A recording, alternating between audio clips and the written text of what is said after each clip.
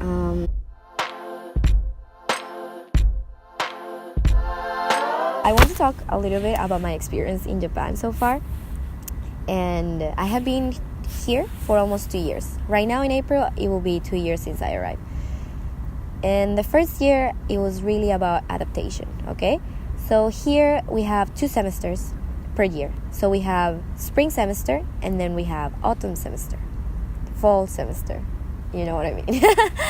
And so the first year that I arrived on spring, which means classes from April until July.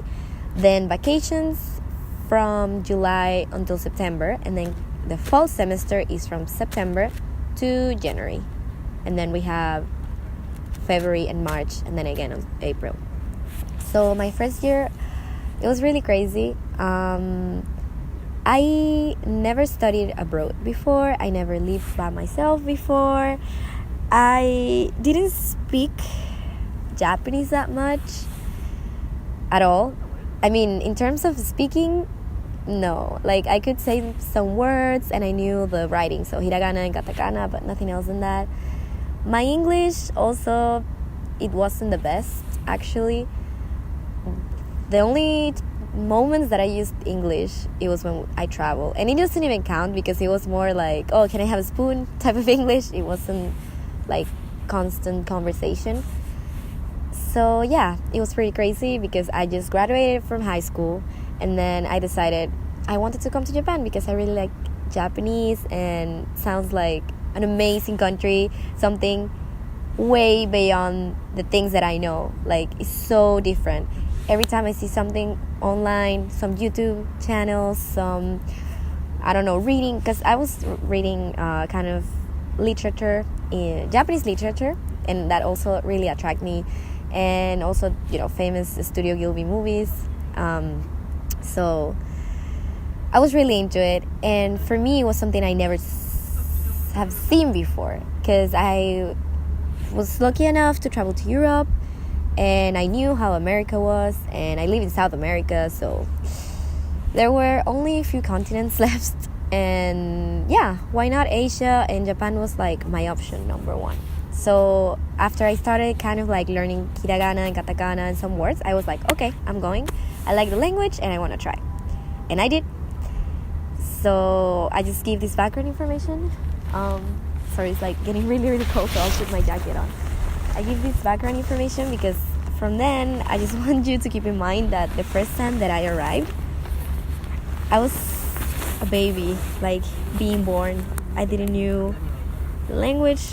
I didn't know the manners, the culture, because of course we all can see those BuzzFeed and, in Japan, they make sounds when they eat type of things, but it's not like we actually know. It was hard, I'm not gonna lie, it was hard in terms of, I was really blaming myself a lot for not knowing things previously, because it seemed like everyone else knew what they were doing but me. So I was feeling very like out of place, but it wasn't as I didn't have friends or it wasn't fun. No. It was just more about I feel, kind of like useless or like I cannot do this. Like, why? So that was the first semester, not the entire first year, just the first semester. But then I made a lot of new friends from all over the world, and I traveled for the first time that year as well. I went to Okinawa. I made a video on that actually. Yeah.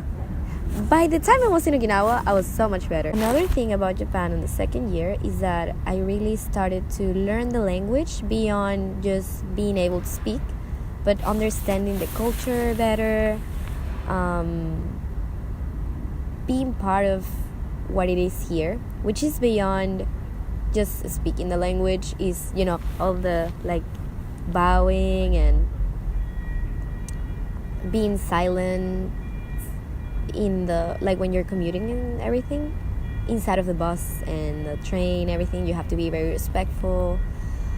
Having an umbrella all the time, checking the weather all the time, using my journal, being on time all the time. So those type of things was what happened in the second year.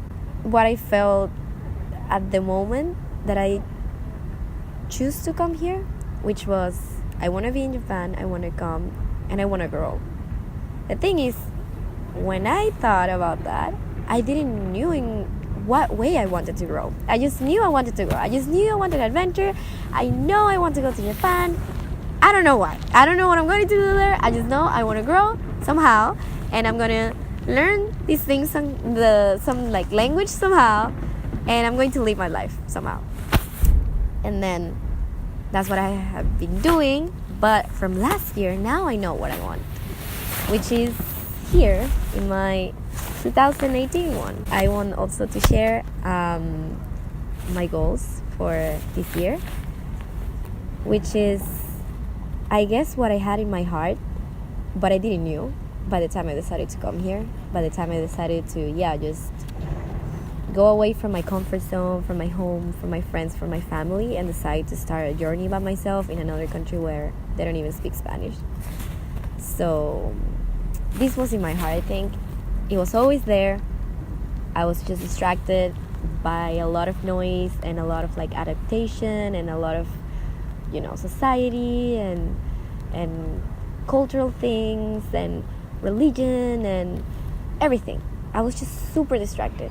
But I think now, I'm happy to say that I did make the right choice, and that it's good to follow your heart, listen to yourself, because it will take time, but it will appear. So what I realized, and what is more focused about my goals this year, is first, of course, I want to keep learning Japanese. I want to be able to talk and read and have a presentation and tell stories to my friends, because learning a language is beyond just learning the language for the sake of knowing the language. And that's something that I learned. I just really want to know Japanese because I want to be able to do like this, just share my story with other people. Like just, let's talk about whatever. Let's just have fun. Let's just talk, because I like that connection with people. And if you cannot hear me, maybe you can read me. So that's why I also want to write and like that. That's the first one. Second, I want to keep learning Korean because it's so hard to pronounce for me. It's way different from Japanese, which is kind of easier if you speak Spanish, and English is like another level. So it was really a challenge. Entrepreneurship. Complete my first startup or entrepreneurial project this year. And maybe look for any type of laboral experience. That's second one. The third one is about knowledge. I want to be able to have a better critical thinking and like that, be more logic, know more about the world as well. I also want to work on my mind and my heart, so keep doing yoga, learning meditation, just because it makes me feel better the times that I tried. Being fearless is hard. I know it sounds simple, but I guess it's hard. And retake or restart my YouTube videos, which is what I'm doing right now. What I realized this year is that, or last year for this year, is that I really like creating. And as I first made my YouTube, like the first reason why I started the YouTube channel before is because I wanted to share information with those people who wanted to come to Japan as well, to make it easier for them to find information and to be interested. That's why I started. And then once I finished my videos about how to get in the university and share the links and everything, after that, that's why I was like, what do I do now? Like, what's the point of this? What's the point of life? It's because I didn't have anything that I thought I was able to share with others and help. But now I think I do. I think just, talking about certain things and casually just filming around, I think maybe someone will be interested about it or will be entertained about it. Or if someone is not having a good day and then, I just want to hear this crazy girl trying to speak English in Japan and other languages, and that helps that person to feel better, then for me that's enough. And I love doing videos. I also want to start writing, maybe do a blog as well, because let's say I cannot make a video every day, for sure I can type every day. We all type every day, come on, like somehow. If it's not WhatsApp, like any type of social media, Facebook, whatever, we all type. So I really want to work on my writing skills, which is the other goal. My writing skills, they need to improve. Keep doing my part-time job, maybe increase my earnings so I can have like scholarship, and then my job, which is teaching English and Spanish, by the way. I have learned a lot from that, but as I said, maybe I have to talk about it in another video because this is getting too long. But it has been a really, really good experience. Those are my goals for 2018. It's here. Let's see if I can do it. See you on the next video. I hope you like it. Any comments, feel free to put it down, and anything you want me to talk about as well. I'm open to any suggestions.